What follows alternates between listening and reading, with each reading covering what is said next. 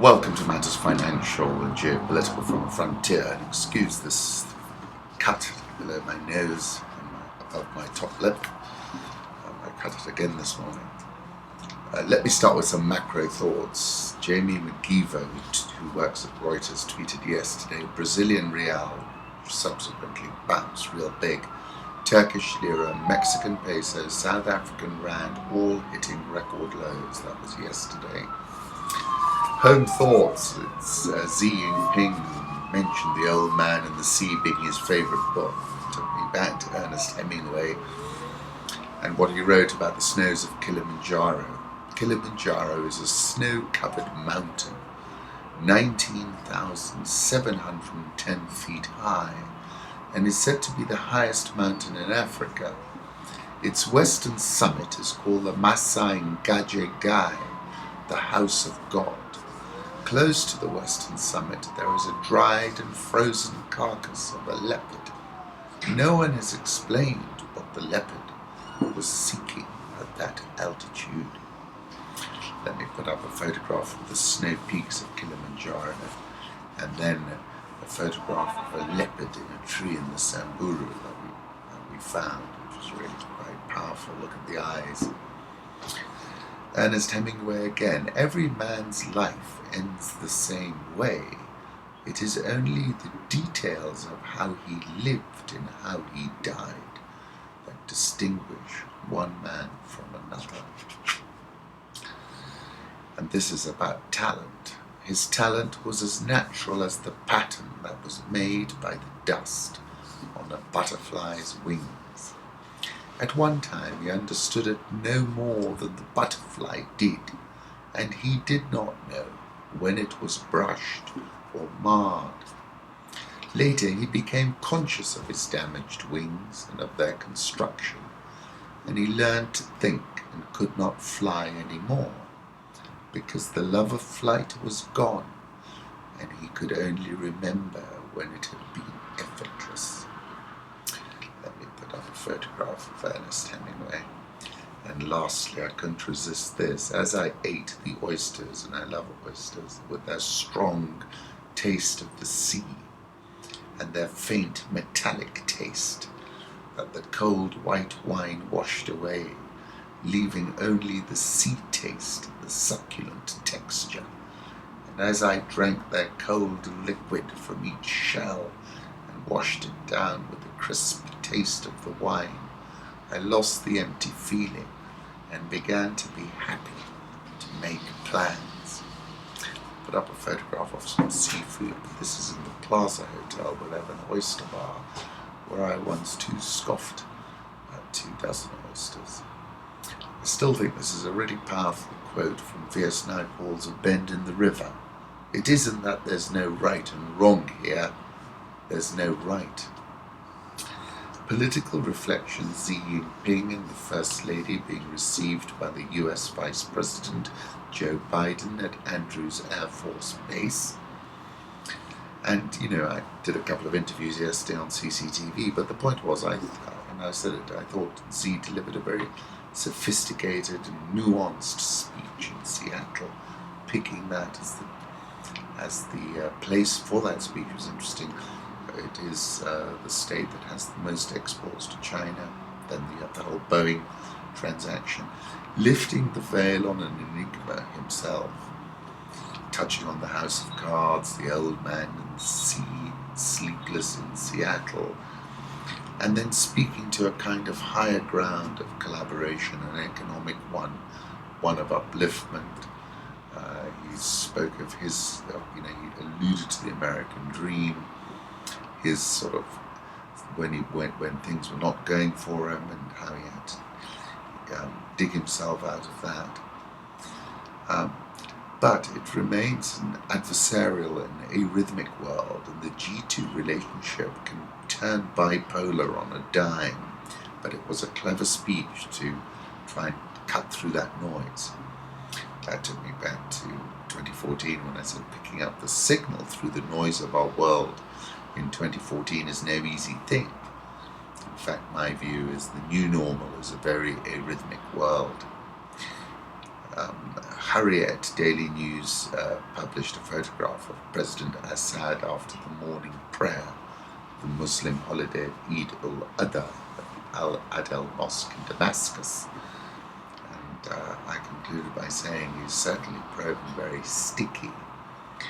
Turkish President Recep Tayyip Erdogan has said Bashar al-Assad could take part in the transition process to find a solution in Syria. That's a big step from him, and I think that's essentially because he's probably not keen on Vladimir routing his proteges in Syria.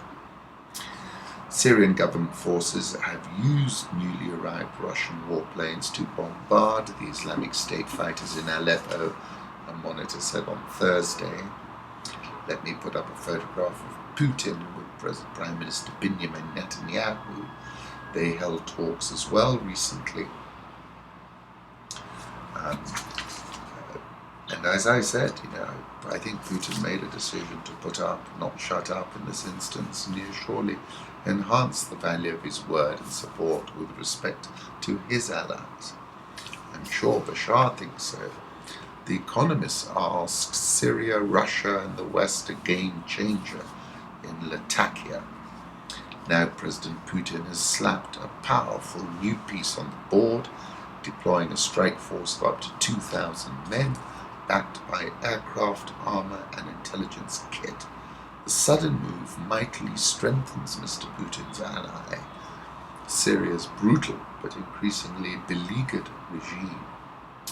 The force now deployed to a coastal airbase in Syria's Alawite heartland includes 24 heavily armoured ground attack jets as well as helicopters, possibly including Russia's newest aerial battleship, the highly capable and lethal Ka-52, intelligence drones, signals equipment. Reports suggest further deployments are likely soon, with satellite imagery showing expansion work at several Syrian bases along the coast, as well as the port of Tartus, where Russia maintains a Navy supply depot. The entry of Russia could be a military game changer on some fronts, says Emil Hokayan. But will it allow Assad to reassert full control? No, that's a fact. So definitely carving out a heartland and preparing to, stand up there, not allow, creating a measure in line, as it were, death toll from worst Hajj tragedy in 25 years rises to 717. Videos posted online showed dead bodies strewn across the street in Mina. Stampede at a busy intersection began at 9 a.m. on Thursday. King Salman said in a televised speech that he's told authorities to review all arrangements for pilgrims. A lot of money has been spent in Mecca, so there will be questions about accountability. This is the potential for a nasty political firestorm for the regime. There will need to be a political response to what will be perceived as another egregious failure. Put up a list of past stampedes at the Hajj as well. I like this photo, Ecuador, El Volcan, Cotopaxi. Look, it's a pretty dramatic photograph. International markets, Yellen says Fed still expects to hike rates in 2015, notwithstanding the fact that markets disagree with that. Currency markets, the euro was at 111.64 earlier in the morning, but it's lower. Dollar index, these are prices from about 40 minutes ago, 96.456. Yen 120.43, Swiss franc 0.9787, pound 152.33, Aussie 0.7033, India rupee 61.179, South Korean won 1192.83, Rial 393.36, Egyptian pound 783.03, and the rand 1385.55. The rand hit an all-time low just yesterday. Dollar index, let me put up a 3-month chart, expected to hurdle 100 by year end. Euro dollar actually have a 104 target by the year end, and euro extended losses after Yellen's speech. And according to Holger, the word China appeared nowhere. The whole speech was US focused. Commodity markets, gold 1147.13, nearing that 1150, 1155 resistance level I've spoken about. Crude oil, $45.31, kind of flatlining ahead of another dump lower, I think. Glencore slumped 5.7% in Hong Kong, heading for a record 23% drop in the week. And I spoke about the commodities supercycle being dead in the water. That was last year. Malaysian 5-year default probability jumps to greater than 17%. The ringgit heads for its biggest weekly slump in 17 years. Brazil's central bank slashed its 2015 GDP forecast to minus 2.7% from a previous estimate of minus 1.1%. I told you about that going over for Holger. He's shown us a diagram and chart of the real, which had then a very, very big bounce, about 5.8% as the central bank came in and intervened. Let's move on to Africa. Quartz Africa, Ta-Nehisi Coates is writing a Black Panther comic series for Marvel. Marvelous. That would be great. France 24 put up this photograph and said, Les manœuvres de M. Sassou Nguesso. This is the president of Congo, who's looking to have a referendum on whether he should stand for a third term or not. Fred Mwasa tweeted DRC Defence Minister Hemingway Mkena in Rwanda for talks with James Kabarebe. Kigali is demanding an FDLR final solution. Interesting development. Commodities dive raises doubts over Africa's middle class, saying spending power seems closely linked to the price of resources. More than 87% of government expenditure across Africa is derived from commodity exports, according to the consultancy Damina Advisors. Then talking about this debate about what makes up the middle class, McKinsey said the middle class, which it reckons accounts for only 1 to 2% of African households, will contribute 40% of spending power growth. South African rand hit a record low against the euro and slumped against the dollar yesterday. It's down 17% against the dollar so far this year. South African all-share up 1.23% year to date. Dollar rand, as I said, hit a record low. Looks as if it's headed over 15. Let me put up the 6-month chart. Egyptian EGX 30 up 0.84%, narrowing the year-to-date loss to 17.7%. Nigerian all-share down 11.87% year-to-date.